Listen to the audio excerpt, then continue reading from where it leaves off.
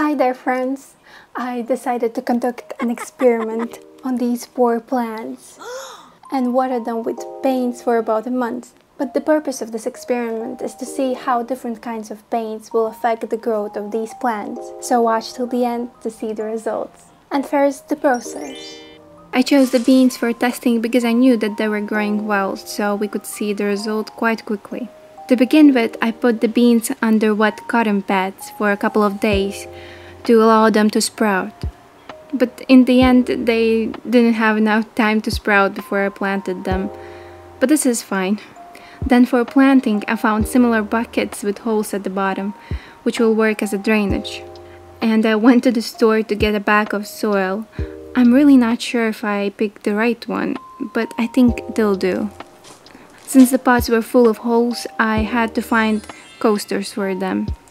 I tried to fill in about the same amount of soil in every bucket. I made small holes in the soil and threw 1 bean in each pot. And at first, while the beans have not yet sprouted, I watered them with just a tap water. I decided to put these beans in a well-lit place in my room. The first week I watered the beans with plain water so that they will grow a little. But actually 1 bean never sprouted, so I changed it to one of the beans that I germinated in a cotton pad. I decided to water this specimen with plain water throughout the experiment. When the beans finally sprouted after 7 days, I put on labels on each pot. So my subjects will be watered once a day. The first plant I water with water diluted with watercolors. The second one is water plus gouache. The third is water plus tempera, and the last one is just tap water. The beans grew very fast. The only thing I noticed that the first leaves were completely deformed somehow, but this happened even before the experiment with paint started, so I guess it's something different. Then the beans began to grow at an incredible rate, and all the subjects looked about the same, to be honest. I decided to make a slideshow so you could look at the growth of plants in 5 days. And this is what they already looked like 15 days after planting. Even the soil wasn't colored yet, so the pot of soil where I added gouache looked a little strange, but nothing too bad. But the plants were growing really well, and I was trying to add sticks to them for stability. I'm not sure if it helped, but I tried my best. As a result, I watered the beans with paints for a period of 19 days. Then I decided to finish the experiment, as I had to leave for about a week, but actually the beans still survived, and this is how they look 10 days after the end of watering with paints. I think the worst is a pot with tempera and watercolors too, because they're a little moldy. I hope that they will be able to survive if I replant them somewhere else. Now it's time to sum up the results. I think overall the experiment went much better than I expected, to be honest. First of all plants are alive. That's a surprise for me. And they're grown huge. That's amazing as well, right? But we can see that soil with gouache formed a film of paint on top of the soil. And I think the plant doesn't look really good as well. Oops. But soil with tempera got moldy. Oh lord.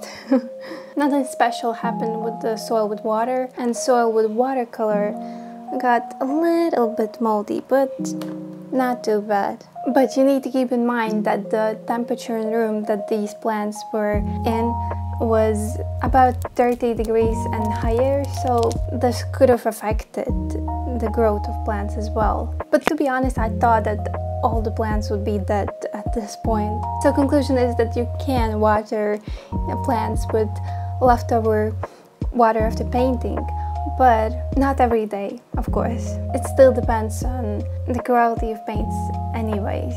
But definitely do not put water with acrylic paint into the soil because it's plastic. just literally plastic with pigment. But to be honest, the tempera and gouache could be plastic as well, because different brands have different formulas and you can't really predict what formula will be in this paint particularly, because not even all brands mention all the ingredients that they put into paint, so yeah, you can't be sure. However, even though there were differences in soil quality after this month, I didn't really notice that of a big difference with plants themselves. They grew kind of big and strong except one, but this can depend on me as well, because you know, this could be just the specimen that is just a little bit weaker than others. I also wouldn't suggest to water with tempera, and I know maybe with watercolor as well, because the soil after tempera definitely got moldy, and watercolor a little bit, but again, it depends on different kinds of watercolor paints and tempera paints. By the way, did you know that you can water your plants with leftover tea as well? And another fun fact for you, some people collect water in the shower while they wait to water get warmer, so that the water wouldn't be wasted. And another advice from me is, do not put the milk into plants. Do not water them with milk or any dairy products. Yeah, because the soil will get stinky. Sometimes people try to add milk everywhere and give it to everybody, to animals and plants, when it's unnecessary.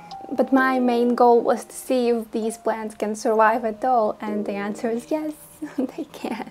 And also to show that the water does not have to be flushed down the drain, even in this small quantity. Probably this tip can help us by 2050 if we suddenly run out of water. So take a note. Take a note. And also don't forget to watch this video right here about picking garbage from nature and recycling. Wish you all the best and have a good day. Thank you for watching. Bye bye. Tempera. Oops. But so with oh Lord.